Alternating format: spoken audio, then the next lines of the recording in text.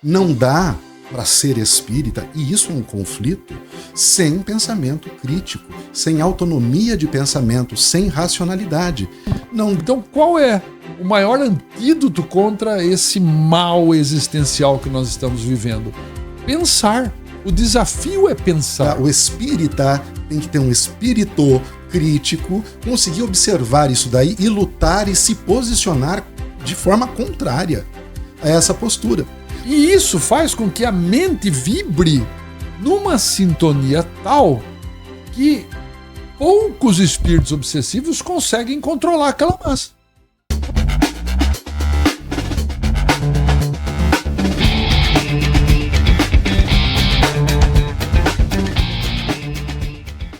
Saudações a você, companheiro, e a você, companheira, nessa jornada terrena. Seja bem-vindo, seja bem-vinda a mais um episódio do podcast Espiritismo Sem Censura. No episódio de hoje, nós vamos abordar o tema A Ascensão do Nazifascismo, um diálogo com o Espiritismo.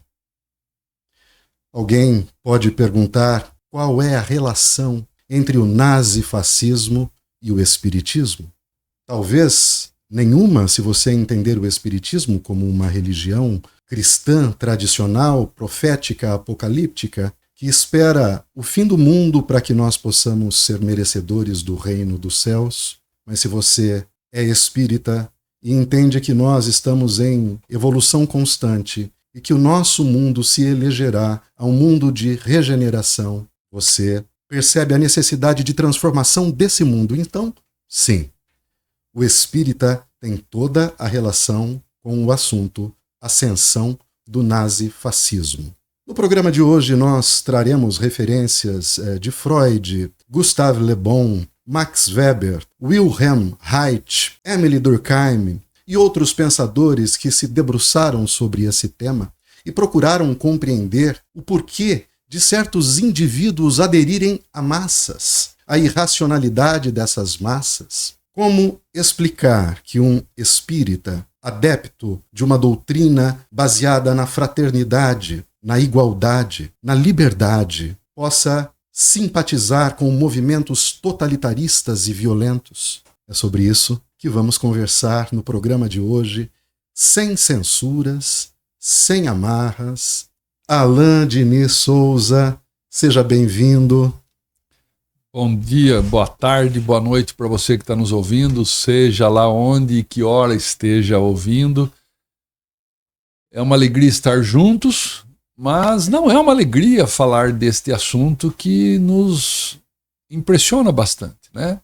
Nós sabemos da dificuldade do assunto, nós não temos aqui a intenção de esgotar o assunto, muito pelo contrário, a nossa ideia é levantar o assunto para que todos nós juntos, nós aqui, você que está junto com a gente nos podcasts, possamos refletir na vida humana, possamos refletir no ser humano, possamos refletir aonde vamos e que não possamos assim ser realmente vítimas de uma condução de massa, que possamos desenvolver um espírito crítico.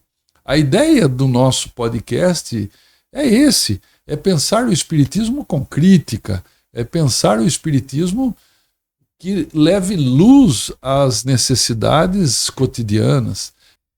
Alain, o fascismo é um movimento político autoritário que teve início na primeira metade do século XIX, logo após a Primeira Guerra. Então a gente está entre 1914 e 1918, a Primeira Guerra Mundial.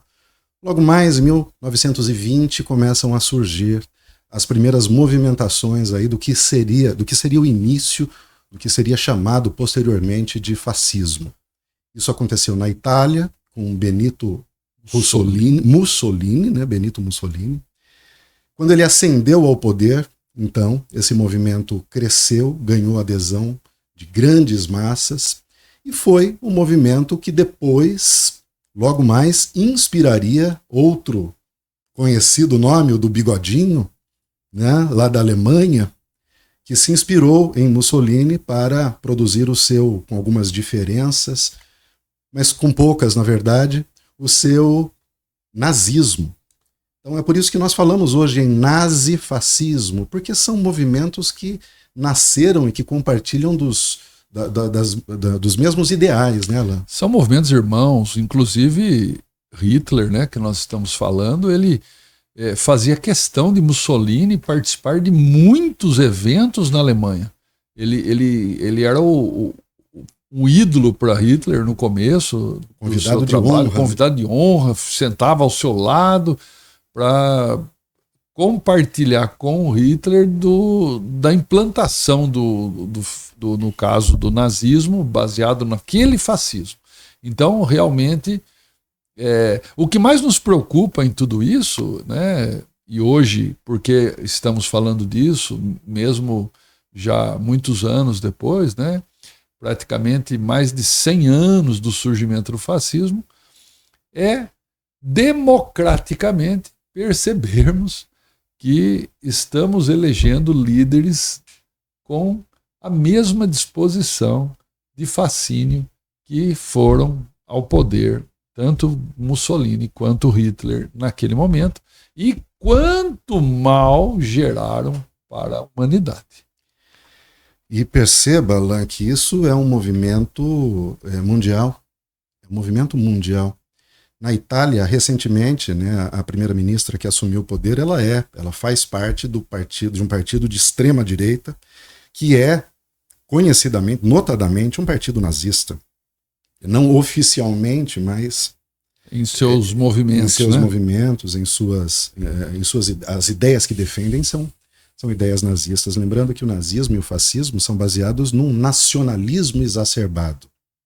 Então, sempre que você tem aquele discurso, né, Brasil acima de tudo, Itália acima de tudo, Alemanha acima de tudo, isso já é um indício, né, de um nacionalismo exacerbado, sobretudo num mundo globalizado, Alain. É assustador. Você falou alguns países, eu vou falar dos Estados Unidos, que talvez seja aquele que mais nos preocupa no momento, porque foi ao poder um líder nacionalista ao extremo, inclusive querendo já ampliar seu território com México, Canadá, Groenlândia. Ele já está com várias ideias, expulsando de seu território todos aqueles que não têm um visto para lá estar. É assustador esse movimento. Eu tenho um amigo morando em Washington, ele começou a narrar o que eles estão passando em 30 dias que ele assumiu o poder. É assustador. É assustador. Numa das faculdades que esse meu amigo dava aula de história, simplesmente ele chegou lá para dar aula, o departamento dele não existia mais. Qual que era o departamento dele? História das Américas Centrais e do Sul. Foi extinto o departamento, os professores todos dispensados e os alunos de graduação, de mestrado, doutorado, todos dispensados. Acabou esse departamento na universidade. Então, são movimentos autoritários assim que começaram os movimentos fascistas e nazistas lá naquele tempo. Então, estamos às margens, às bordas de um movimento tal qual aquele. E isso nos preocupa exacerbadamente. E a gente se pergunta muitas vezes, né? Eu me lembro, Alain, de filmes marcantes que eu tive a oportunidade de assistir na minha adolescência, na minha juventude. Por exemplo, O Julgamento de Nuremberg. Eu lembro desse filme com Alec Baldwin, fantástico filme, mas que me marcou muito pelas imagens. Foi a primeira vez que eu tive acesso às imagens horrorosas sobre o que acontecia nos campos de concentração nazistas. E aquilo me marcou profundamente. Me lembro depois, logo mais, de um filme chamado A Lista de Schindler, de Steven Spielberg. Fantástico também, que mostra um homem que... Oscar Schindler, fantástico, um homem que consegue, né, por meio da empresa que ele tinha, da relação que ele tinha com os nazistas, ele consegue salvar muitos judeus da morte certa nos campos de concentração. E aquilo era muito marcante. E nós sempre nos perguntávamos, né? E continuamos a nos perguntar, como pode toda uma nação aderir a um movimento desse? Como aquilo pode acontecer? Você vê um líder surgindo, você vê as ideias dele e ele vai crescendo e cada vez mais pessoas vão aderindo àquela ideia. Cadê a racionalidade? Alain, nós somos espíritas. Os espíritas prezam pelo pensamento crítico, pela razão, até mesmo a fé, que inicialmente não poderia ser baseada na razão, é uma fé raciocinada, a fé que nós acreditamos. Como pode, né, as pessoas aderirem a um movimento como esse? Na Alemanha naquele tempo e na modernidade, novamente, as pessoas estarem aderindo a discursos de ódio como esses? Wilson, é uma boa pergunta sua, porque a gente vai recorrer então a Freud, que escreve um livro em 1920. Olha como ele era sensível à cultura da sua época. Veja que o partido fascista, ele oficialmente surge em 1921. E ele escreve em 1922. E ele escreve em 1921 a Psicologia das Massas e a Análise do Eu. Veja só.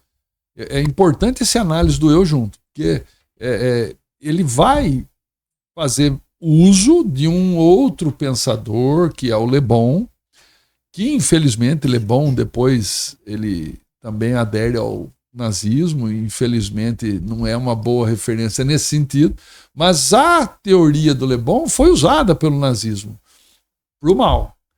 Freud tentou usar o seu conhecimento para nos iluminar o mecanismo que nos leva a agir dessa forma. Então, ele contextualiza, usando Le Bon, que a Alemanha, por exemplo, na época, ela passava por uma gravíssima crise de fome do alemão, porque foi o país derrotado na Primeira Guerra Mundial, foi a miséria, e os Estados Unidos estava entrando como financiador da reconstrução da Alemanha. Veio a quebra da Bolsa de Nova York. Com a quebra da Bolsa de Nova York, eles tiraram o apoio à Alemanha. E aquilo fez com que... Isso em 32, né? Que é a Bolsa. Isso. Eu não lembro agora a data, é mais ou menos isso. Acho que é isso. Fez com que a classe que era antes tida como classe média... porque nós temos 3 classes de modo geral em cada estrutura de país, em cada estrutura que a gente possa conhecer. Tem os muito pobres, tem os muito ricos. Os muito ricos estão acima das crises. Por sinal, as crises ajudam muito eles a ganharem mais dinheiro. E as guerras. E as guerras. Tem os muito pobres que, infelizmente, ainda estão na sua luta diária pela fome, pela sobrevivência. Aqueles que Marx vai chamar de proletariado, que são aqueles que só têm a sua prole, ou a sua força de trabalho para trocar pelos meios de subsistência. E nós temos a classe média, que fica entre esse rico e esse pobre, que nem é rico, mas aspira a ser, nem é pobre e teme ser.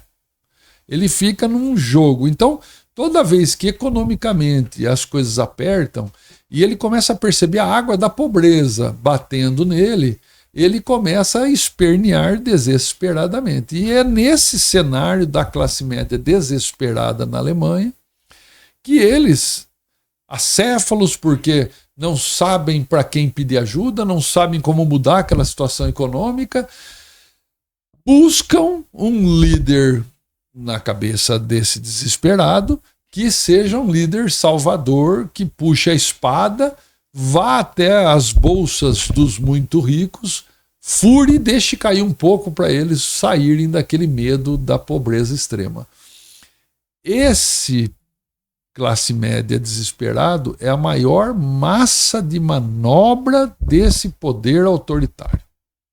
Porque ele teme a pobreza. Sonhava com a riqueza, mas como a riqueza está longe e a pobreza está perto, ele prefere que volte em algum momento atrás, em algum sonho de passado, que ele se sentia bem. E para isso ele precisa de alguém que o conduza.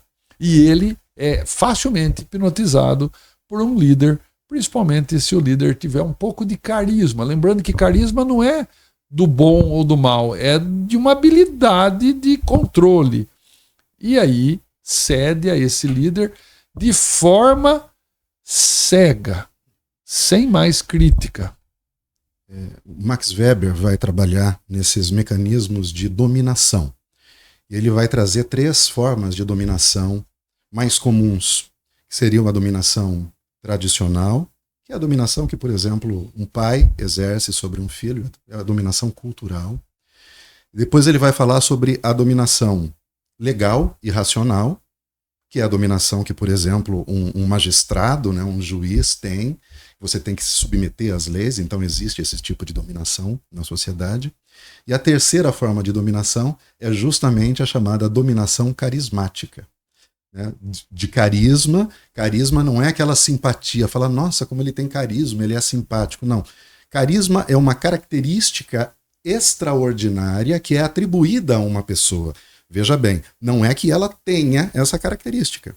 É uma atribuição. Atribui-se uma característica extraordinária a um indivíduo e com base nessa característica extraordinária as pessoas se submetem ao que ele manda, né, ao domínio dessa pessoa. Então, exatamente o que você falou, que nós temos visto. Agora, falando sobre o nosso país, né, nós falamos aqui sobre os Estados Unidos e vamos falar mais ainda sobre ele, é claro. Você falou sobre as massas de Freud e Gustave Le Bon. Interessante que a diferença entre Freud e Gustave Le Bon é que Gustave Le Bon vai trabalhar a irracionalidade das massas e a influenciabilidade da pessoa quando participa de uma massa. Ou seja, o indivíduo dentro da massa, ele perde a sua individualidade. Ele perde a sua capacidade crítica. Aquilo que para ele é um conflito quando ele está sozinho, na intimidade dos seus pensamentos, é conflitante, ele consegue conviver com aquilo quando ele está dentro de uma massa. O conflito não mais o perturba. Por exemplo, de que conflito nós poderíamos falar? O cristão. Não há um conflito no cristão, em ser cristão, em ver os exemplos do Cristo e assim mesmo defender o armamento, né, ou atividades bélicas, né, a própria guerra, como meio de progresso. Ou a violência. Ou a violência simples, de qualquer forma. Violência da fome, da sede, violência da miséria. Das são injustiças violências sociais, são violências. Então, como ele consegue conviver com esse conflito? Sozinho ele não consegue. Porque esse conflito o perturba, quando ele está sozinho. Mas quando ele está numa massa, ele consegue conviver, isso não mais o importuna. Ele consegue se sobrepor a essa perturbação, esse indivíduo. Já Freud, a diferença de Freud é que ele trabalha também com essa irracionalidade, só que ele vai acrescentar a isso a figura desse líder, né, como uma figura paterna, né, como a figura do pai, né, que você tem que se submeter. Ou seja lá se ele tiver certo ou errado, você cale-se e se submeta. Wilson, você tocou no assunto que é básico para Freud. O que acontece?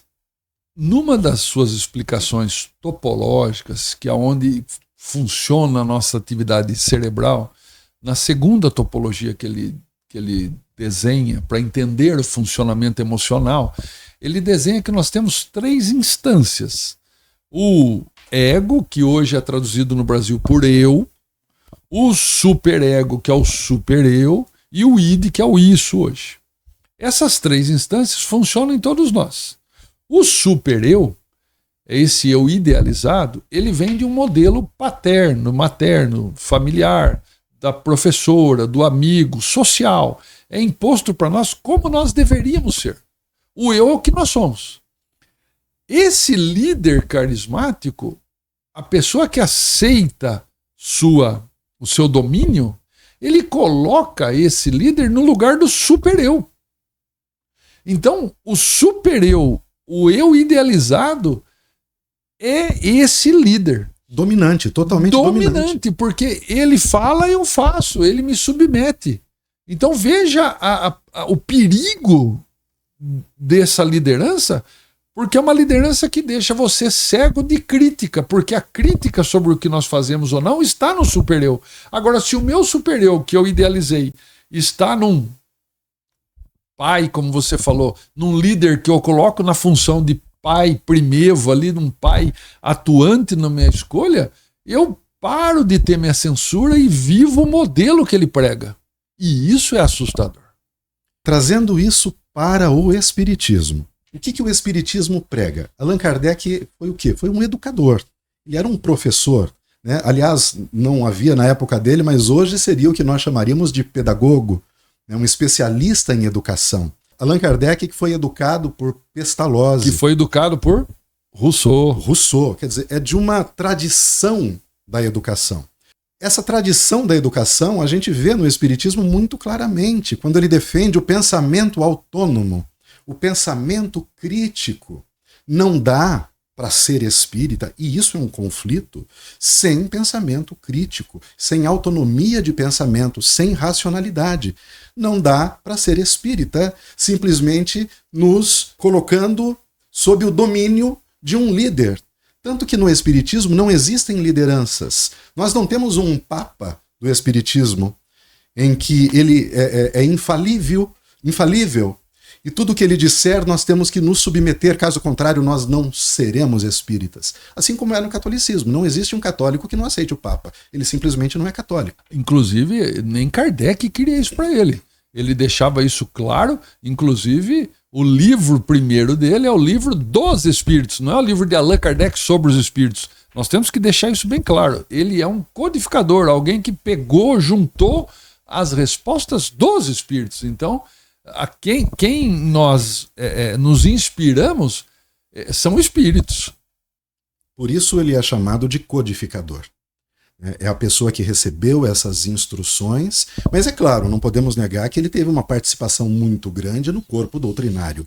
Porque ele extrai daqueles ensinamentos um princípio filosófico. Então a filosofia ali é uma filosofia desenvolvida, aprofundada por Allan Kardec. Então ele tem um papel muito grande na produção das suas obras, mas a partir de informações, né, concordantes que ele recebe da espiritualidade. Lembrando que a leitura dele é de alguém daquela época, né? Então, nós também temos que fazer essa crítica que alguns pontos de vista era o que a ciência, então, acolhia, orientava. Ele sempre se baseou na direção científica da época. A ciência teve algumas mudanças daquela época e bem grandiosas. Então, por isso que hoje a gente tenta ter Kardec como uma fonte muito importante para a nossa doutrina, mas ele não é sagrado, ele é uma fonte de pesquisa. E ele mesmo falava, na dúvida, fique com a ciência. Palavras de Kardec. Então a gente tem que ter esse espírito crítico, por isso que nós desenvolvemos o nosso podcast para...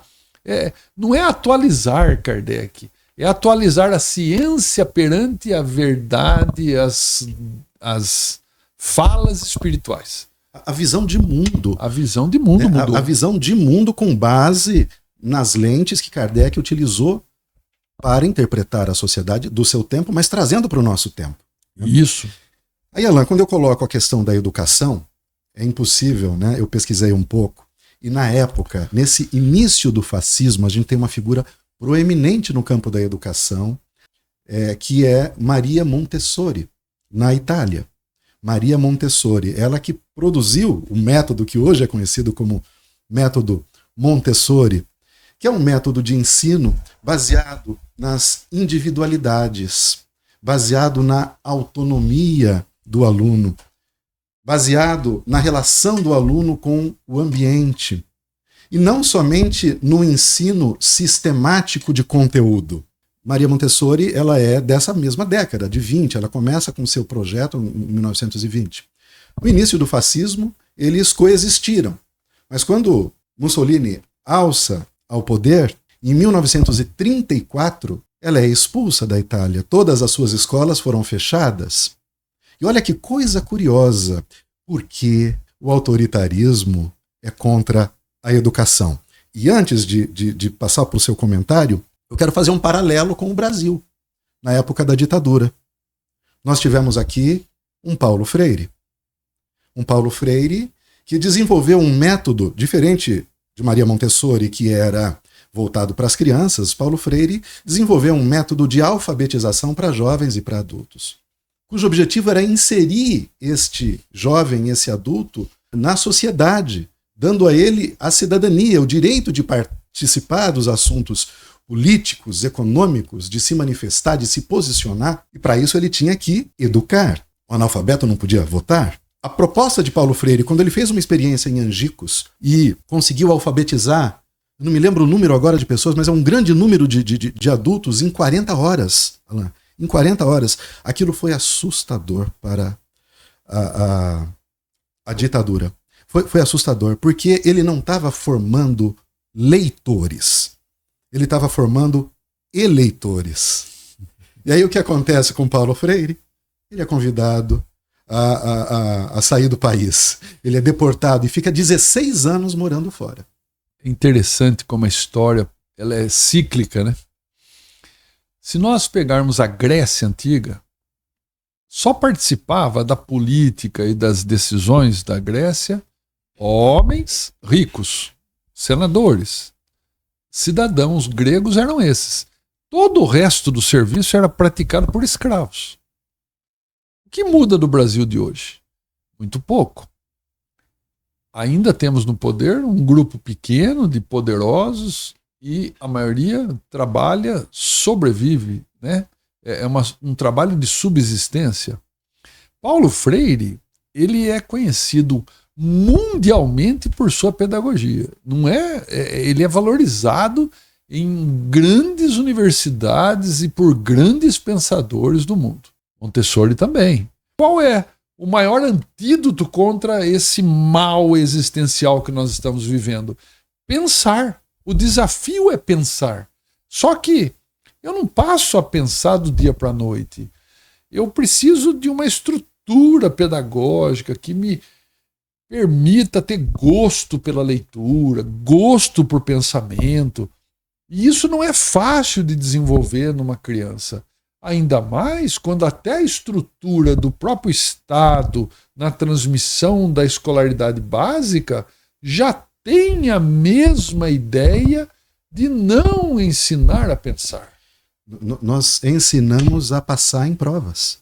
Ensinamos as pessoas a se prepararem para responderem questionários, basicamente.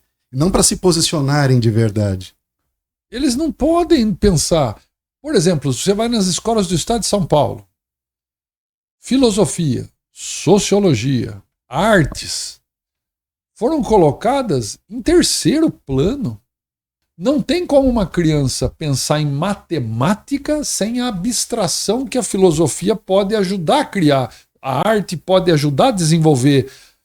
Não tem como você pensar em história sem pensar no social que está por trás da história. A história que é contada é uma, a história que está por trás é outra. Só que isso tudo faz com que o aluno pense. Se ele pensar, ele vira crítico. E uma massa crítica não aceita facilmente imposições de líderes carismáticos. Infelizmente, a estrutura que nós temos hoje, Estados Unidos, Brasil, vamos falar dos dois, entre outros países, é essa estrutura. Uma estrutura que não pensa, que valoriza o consumo para tirar você, distrair você do que é mais importante. As ferramentas que foram criadas, mídias sociais, hoje tem os grandes líderes por trás dessas mídias, as Big Techs, né? As Big Techs, eles não estão preocupados em gerar comunicação, cultura. Não é isso, é gerar poder de controle. Controle, exato. É controle. Então, o que acontece? Nós temos um grave problema, porque o poder americano hoje está associado a essas Big Techs. E é interessante a gente perceber em nossa estrutura de país que nós temos hoje o maior perigo que nós temos na nossa política é o surgimento de uma teocracia, onde líderes de igrejas protestantes e hoje também conhecidas como evangélicos foram financiados por governos americanos a acontecerem para quê? tivéssemos líderes carismáticos no poder dessas igrejas, conduzindo grandes massas, e essas massas hoje são eleitoras de senadores, deputados federais, estaduais, vereadores, prefeitos em todo o país. E nós temos um grande perigo de acontecer uma teocracia junto à nossa política. E isso vai fazer com que a nossa política seja uma política carismática de liderança de massas, e se isso acontece, nós perdemos o desenvolvimento de espírito crítico. Alain, o que você acabou de dizer praticamente é uma resposta ao que eu indaguei na apresentação desse episódio. Falei, mas o que tem a ver, né, a ascensão do nazifascismo com o espiritismo ou com a doutrina espírita? Tem tudo a ver. Porque, veja, se essa teocracia emerge, o que vai acontecer é que nós não teremos mais espaço. Vai chegar um tempo em que nós seremos cerceados de exercermos da liberdade do livre pensamento e da crítica. A gente vai ter que se submeter. Então, é isso que aconteceu na Alemanha nazista, é isso que aconteceu na Itália, é isso que aconteceu na Espanha com Franco, é isso que quase aconteceu no Brasil há alguns anos atrás. Né? Tanto que o crescimento, a influência, a capilarização desses líderes evangélicos dentro do governo foi muito grande no governo anterior de Bolsonaro. Então, é uma coisa que nós temos que cuidar. O espírita tem que ter um espírito crítico, conseguir observar isso daí e lutar e se posicionar de forma contrária a essa postura. Agora, Alain, trazendo mais para o lado espírita, nós vimos que massas têm a capacidade de serem, não sei se é uma capacidade característica, né? As massas são caracterizadas pela irracionalidade. Ou seja, as pessoas que fazem parte de uma massa não estão raciocinando direito. Elas estão sendo manipuladas por um líder carismático que exerce para alguns psicologicamente uma posição de pai, de líder, no qual você não pode discutir, somente aceitar, porque ele quer o bem de todos nós. O fascismo tem uma ideia comum também, que é a criação de um inimigo, de um grande inimigo que você tem que combater. Portanto, você tem que se juntar, e aquele líder é que vai lhe ajudar a derrubar aquele inimigo. Na época, Hitler considerou os judeus, né, os negros, os ciganos. Aqui no Brasil, teve um inimigo também? A corrupção. A corrupção foi colocada como sendo o grande inimigo, quando, na verdade, a corrupção continuou existindo durante todo o processo. E mesmo as pessoas que estavam envolvidas naquela massa, defendendo, né, certas ações, na época consideradas contra a corrupção, estavam defendendo uma corrupção profunda naquele governo. Só que elas não têm essa capacidade de ver. O que nos leva a pensar, como eu disse, trazendo para o lado espírita. Qual é o papel da obsessão nesse processo? Porque Kardec também tratou das obsessões coletivas, ou seja, coletividades que são submetidas à ação de espíritos com intenções nefastas. Wilson, estava passando por mim essa ideia extremamente importante do processo obsessivo. Essas pessoas que passam a vibrar e colocar esse líder no lugar de super-eu, passam a viver com novos ideais do que é certo e errado, que é o que o líder fala. E isso faz com que a mente vibre numa sintonia tal que poucos espíritos obsessivos conseguem controlar aquela massa. Por quê? Porque controla a fala e o modelo do líder, e o líder interfere na massa obsessivamente encarnado. Então a obsessão não precisa ser em cada um. Precisa ser no líder. E o líder, como está no lugar do superior de cada um... Que o restante é um mecanismo psicológico. Tentáculos daquele que está ali sendo obsidiado. Então, a maior obsessão se concentra no líder. E ele... Agora, deixa eu agravar um pouco mais.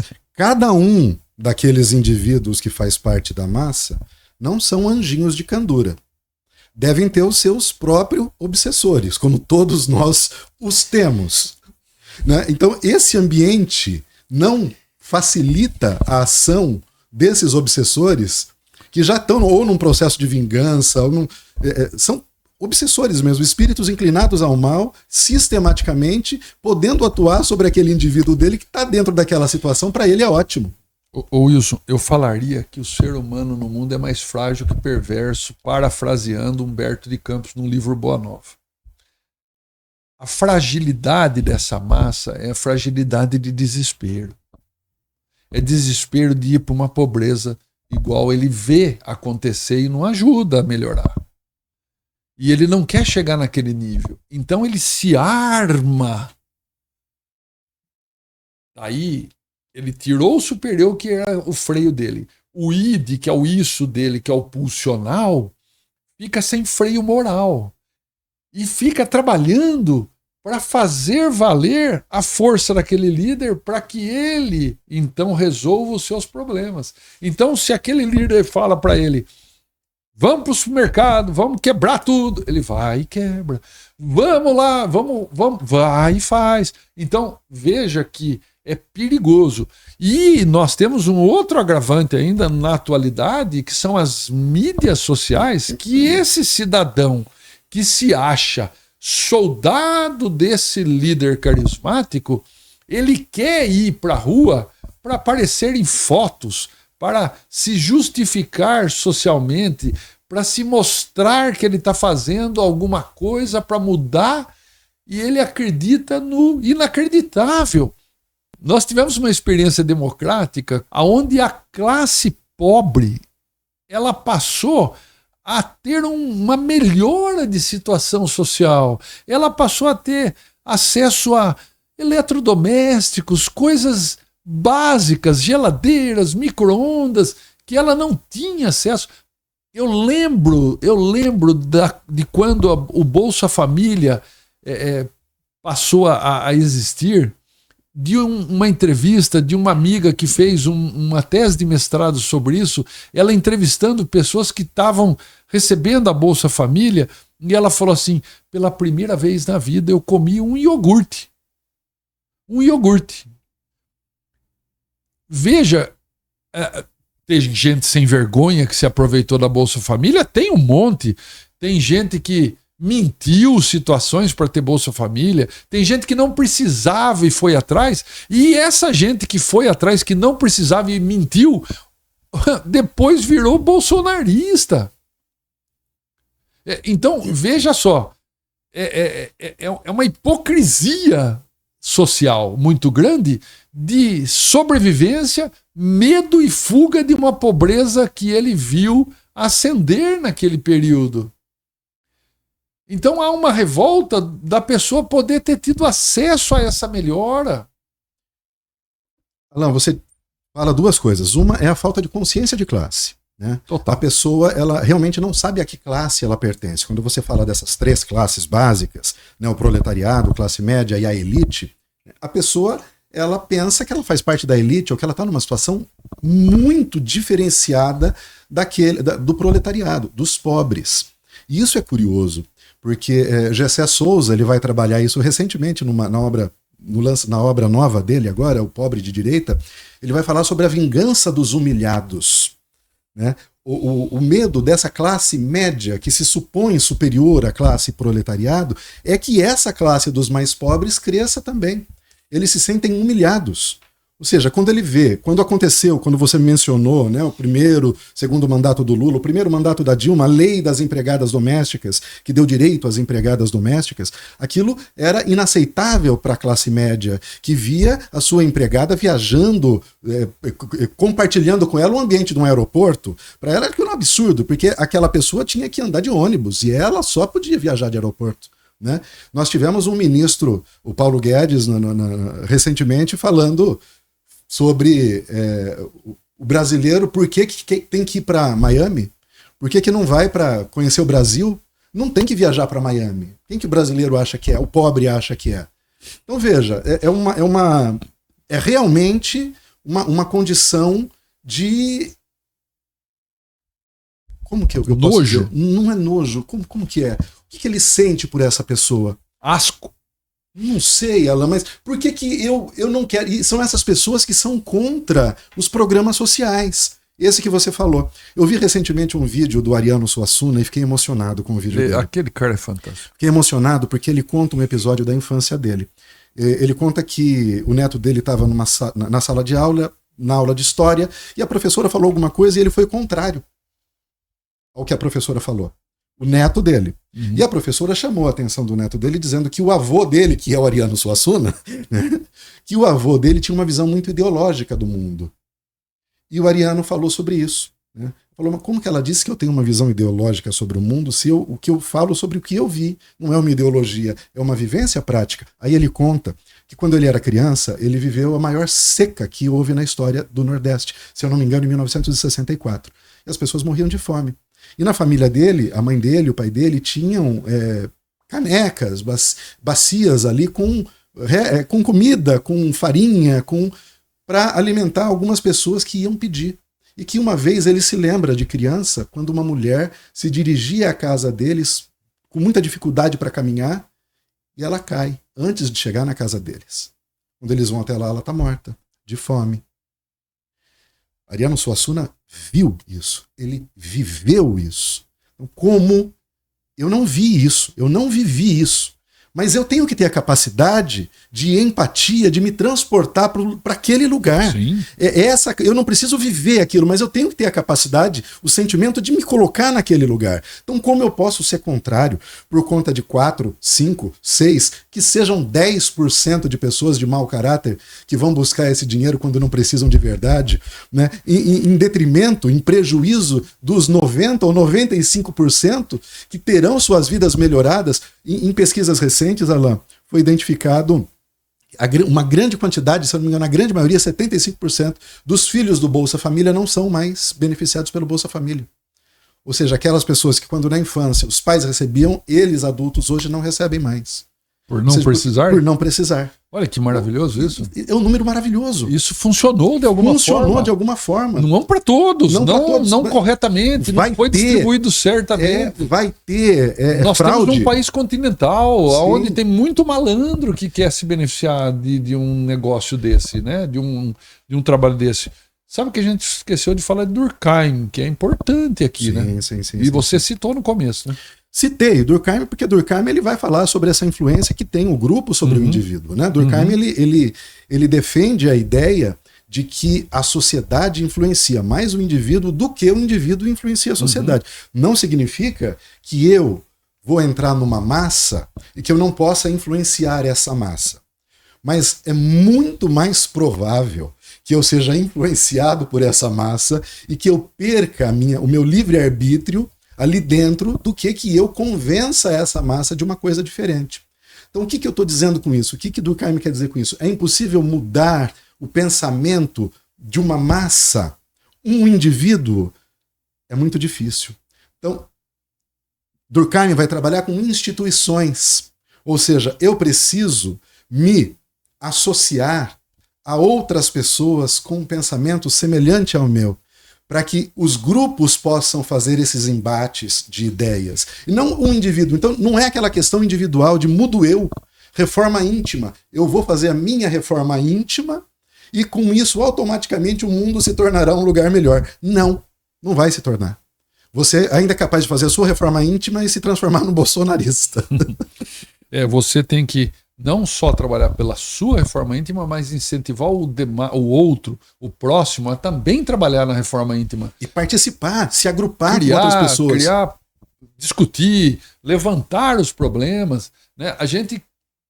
A mídia está ajudando a deixar a palavra política pejorativa, negativa. Quando você escuta, aquele lá gosta de política, é político, aquilo é negativo. A gente tem que rever esta palavra. Política é uma palavra que vem da Grécia, da polis. A polis é a cidade grega. Política é viver na cidade grega. Então hoje a política é como eu bem vivo atuando na cidade que eu vivo. Como que eu consigo fazer diferença na minha cidade? Como que eu consigo auxiliar a minha cidade a estar melhor? Como eu consigo agir politicamente na minha cidade, a melhorar a questão social de uma determinada região? Como eu consigo dar condições para que a pessoa que trabalha comigo viva melhor? Como eu consigo fazer a vida melhor para o outro? Como eu consigo fazer o outro pensar, Wilson? Pois é. Alain, e eu queria acrescentar, antes da gente começar a gravar, a gente conversava aqui um pouco sobre isso, e o nosso companheiro aqui, o Chiquinho, ele deu uma contribuição, né? Ele falou que a arte, somente a arte, né? A arte por si só, ela é capaz de transformar uma sociedade. E eu quero concordar com ele, porque assim, nós não falamos de arte, mas nós falamos de educação. Eu só quero ressaltar um ponto em que você falou, e que é importante a gente lembrar agora aqui, porque ninguém gosta de arte se não for incentivado a gostar de arte. Quero lembrar de Pierre Bourdieu, quando ele vai falar sobre o capital, né, os capitais, o capital econômico, que é o dinheiro em si, o capital cultural e o capital social, que é o meio em que você está inserido. O capital cultural é exatamente isso. A pessoa que nasce dentro de um meio, de uma família, que oferece a essa pessoa condições de entender a arte, né? Se ela começa apreciando pintura, se ela frequenta museus, se ela tem acesso à música, se ela aprende a tocar um instrumento, por exemplo, é claro que se tornará um adulto com sensibilidade para apreciar a arte. E sim, nesse ponto a arte transforma. Mas veja que nós falamos de educação, mas a educação vem atrás, porque a pessoa precisa ser educada a apreciar a arte. Então, novamente, a gente coloca a educação no princípio de tudo. E olha, Piracicaba, ela é beneficiada disso. Nós temos exposições e mais exposições gratuitas, né? Nós temos aí uma pinacoteca, nós temos a exposição permanente do Salão Internacional do Humor, que por sinal é daqui. Eu tive o prazer e faria tudo outra vez desde que minha filha era nenezinha, levá-la em todas as exposições, arte contemporânea, a exposição do Salão de Humor, Bienal, tudo que tinha de exposição de arte eu levava a minha filha. Hoje, ela foi primeiro fim de semana que ela foi passear em São Paulo, o primeiro lugar que ela foi, no MASP. Que legal. Isso, para mim, assim, valeu... Realização. Né? Valeu o esforço autorrealização da vida toda com ela. Falei, nossa, ela aprendeu a apreciar arte. E isso não tem preço. Agora, no outro fim de semana, ela foi para lá, foi no Museu da Língua Portuguesa. Quer dizer, eu consegui passar para ela esse gosto. Dá trabalho? Dá. Eu tenho que deixar meu celular e a televisão de lado no fim de semana, pegar minha filha e ir na exposição com ela. Mas você consegue fazer ela com espírito crítico, com uma mente privilegiada, livre, né? Para poder ser crítica na sociedade. Então, o Chico está totalmente certo. A arte, ela pode fazer essa transformação, mas ela, para fazer essa transformação, ela requer um público crítico, um público educado para ela, um público que aceite. Veja que em várias épocas da humanidade a arte foi libertadora. E ela pode ser ainda. Mas é necessário que a gente eduque, né, o jovem e o adulto para que transforme-se num ser de pensamento crítico. O espiritismo, Wilson, para a gente, eu acho que a gente tem que lembrar, né? O espiritismo é uma grande ferramenta para isso. Para a educação. Para a educação. Ele é uma grande ferramenta. E ele é libertador quando ele mostra que somos espíritos imortais. Ele é libertador quando ele fala, estamos numa jornada reencarnatória, mas nós vamos, e já estivemos em outras. Provavelmente, muitos desses nacionalistas, desses de direita radical, né, são reencarnados oriundos desse mesmo comportamento no passado. Mais uma vez, estão no mundo para tentar se melhorar, para mudar alguma coisa. E o espiritismo é uma ferramenta que nos mostra, peraí, eles já estiveram aqui e não deu muito certo. Estão aqui outra vez, como que eu utilizo do espiritismo para ajudar essas pessoas a mudar um pouco a sua disposição de pensamento? Como que eu levo um espiritismo crítico para eles, né? Como que eu posso fazer com que o Espiritismo seja esta ferramenta de renovação, de educação? Como que eu posso aceitar o mundo do jeito que está, sem uma crítica social? E está lá, na raiz do Espiritismo. A gente não pode usar o Espiritismo para justificar as posições culturais e sociais do mundo. Mas, ao contrário, nós temos que pegá-lo como ferramenta de criticar o mundo que aceita essa posição social desfavorável para tantos. Chega de um espiritismo que corrobora com a alienação. O espírita, esse de pensamento libertário, ele tem que se posicionar. Você que é espírita, não se deixe levar pelas massas, né? Pense por você mesmo. Analise os ensinamentos dos espíritos, analise os ensinamentos de Jesus, o Cristo de Deus, e com isso se posicione. Pense por si próprio. O espiritismo não pode ser um movimento passivo de pessoas conduzidas nem por palestrantes, nem por palestrantes, exatamente. Muito menos. O palestrante, ele não é um condutor no espiritismo. Ele é alguém que leva um ponto de vista sobre algo que ele estudou. Para que você que está ouvindo a palestra pegue aquele ponto de vista e vá buscar o seu ponto de vista e faça seu ponto de vista crítico. Mas, Alan, você veja que isso é uma coisa brasileira, né? Quando Kardec codificou a doutrina, ele nem colocava o nome dos médiuns. Muito raramente aparecia o nome do médium que contribuía. Muito raramente, porque era considerado simplesmente um intermediário, humilde intermediário, né, que estava se doando ali no processo. Aqui no Brasil, não. Há uma centralidade, houve uma centralidade na figura do médium. Então, os médiums ganharam notoriedade, ganharam autoridade, os palestrantes ganharam autoridade.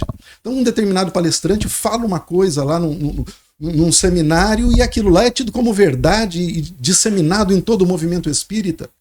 Wilson, isso é a mesma coisa que acontece nesses movimentos de massa. Colocaram esses palestrantes no local do eu idealizado. Exato.